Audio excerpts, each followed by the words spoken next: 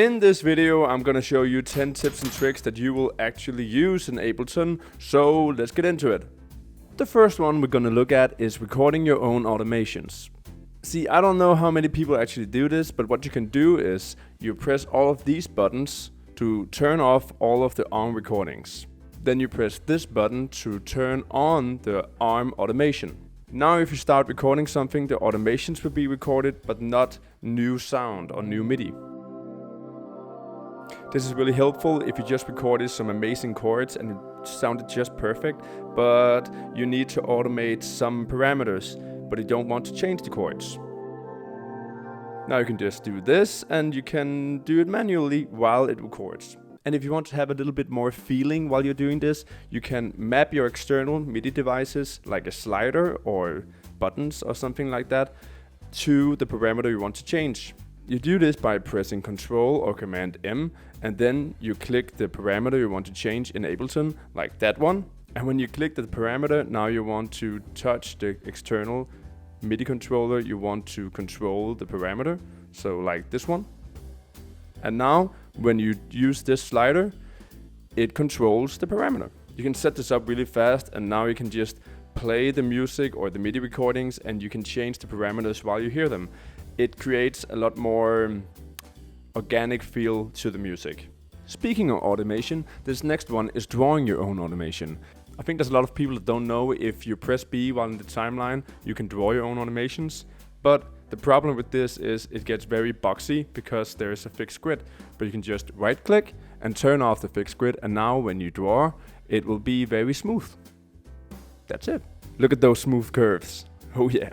This next one I only found out very recently, and I don't know if people know this. But if you go into options right there and you go down to MIDI Arrangement Overdub, now when you record something over some original MIDI, you can play onto that track. See, normally when you record a MIDI track but there's already a MIDI track there, it just deletes the old MIDI track. This is fine if you want to delete it, but sometimes the MIDI track you recorded was really fine, but you just needed to add a little bit of spice. Maybe because sometimes you need more than 10 tones and you only have 10 fingers, or you can only play with one hand and you need to add something else. So the smart thing with MIDI Arrangement Overdub, now it doesn't delete the old existing track, you can just record onto it, so you can add a little bit of spice to your MIDI tracks.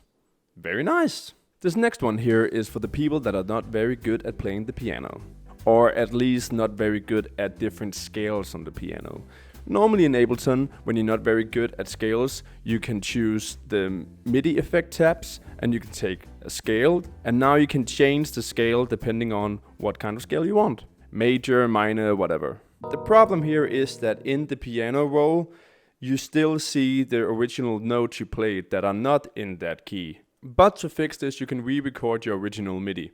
So what you can do is you make a new MIDI track. Now if you press that button, that's all the ins to this MIDI track. You can choose the original track and press the recording button. Now if you press record and you start from the beginning of the original track, it will now spit out all the correct notes in that scale you chose.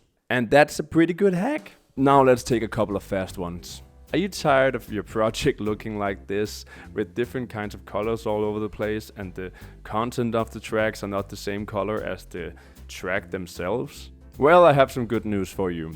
Because what you can do is you can shift click all of the tracks you want to be the same color and the contents within. Now you can right click on the tracks that you chose and you can choose the color. After that, you can right click again and you can now say that you want the same color to the contents of the tracks. And now look at that! This is amazing! It's all the same color, that's amazing! Let's take another fast one. In Ableton right now, you can warp your samples right on the timeline, right here. What you do is you take this sample and you press shift and you drag it. Now you're warping. This is pretty cool if you want to mess around with the sound of the warp maybe. It could be very creative, but also if you just want to fit it precisely to a point in the timeline. This next one is very fast and it's probably not useful for everyone, but I'm sure somebody is gonna think it's very useful. For some time I've been pretty mad at Ableton for choosing sharps for me in the piano roll when I really want it to be flats. So what you can do is you can right click the piano roll itself and you can choose which accidental you would like to work with. That's pretty cool. Moving on. Since Ableton 11 we've had the feature to show the take lanes of old recordings we made. That means, for example, if you're in a session with a singer and you want to loop a specific part of the music again and again so the singer can like sing it 10 times or something, you can just right click right here on the track itself where you're recording and you can choose show take lanes. Now right under the track there pops up another track and another and another depending on how many times you recorded earlier. See, Ableton doesn't throw away all of the recordings you made earlier on this track just because you deleted it. No, it's smart. It saved all of it. And that's also very smart, again, if you want to just loop the same place again and again and again while the singer does it 10 times, and you can just choose the one you like the most. You can even use that button on the different tracks to preview the take you did that time. That is pretty smart, and you can save a lot of time doing that. So, thumbs up! Templates. They are highly underused, but they are a real time saver a lot of the time. For example, what you can do is if you pretty frequently have a vocal session with some singers or something, and you always do the same thing by setting up all of the tracks and all of the effects, you can just set it up once, and now you can go into options right there, and you can use that button to save as template. Now the session you made is gonna go right in there in the templates. You can make a lot of templates for different kinds of music you make or something. And the real kicker is you can right click one of those templates you made and you can choose it as the default template. So every time you open up Ableton, it will always open up with that template. That's a time saver. That's cool. Now for the last one, this is pretty cool. What I usually do when I want to add some texture to a sound is that I take some effect, doesn't matter what it is, but a reverb, for example, and put it on the track. Now down here you can press on the reverb, for example, and press Command or Control G. That creates an effect group, and now you have one chain, and on that chain there is the reverb. Okay, that's pretty cool and all, but you can then press here, and then you can choose Create New Chain. Now you have a chain with nothing on it, or the dry signal, and you have another one with the reverb on it. And if you put the reverb to 100, you have like a send, essentially. But the smart thing about this is that it's only for this track, so you won't mix the different tracks you have on different sends.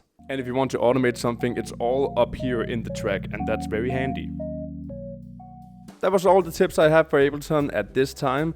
But if you liked this video, you should probably like and subscribe and all that, and you should probably watch this video. This video is good. It reminds me a little bit of this video you just watched, so it's probably good if you like this one, you know what I mean? You should click it. You should help me out and you should click, and you should also subscribe. Subscribe and like and subscribe. Follow for more. I'm a new YouTuber, but it's okay video. This one was probably better, but this video is pretty good. It's pretty good. Or go watch Andrew Huang, I don't know, man. But please,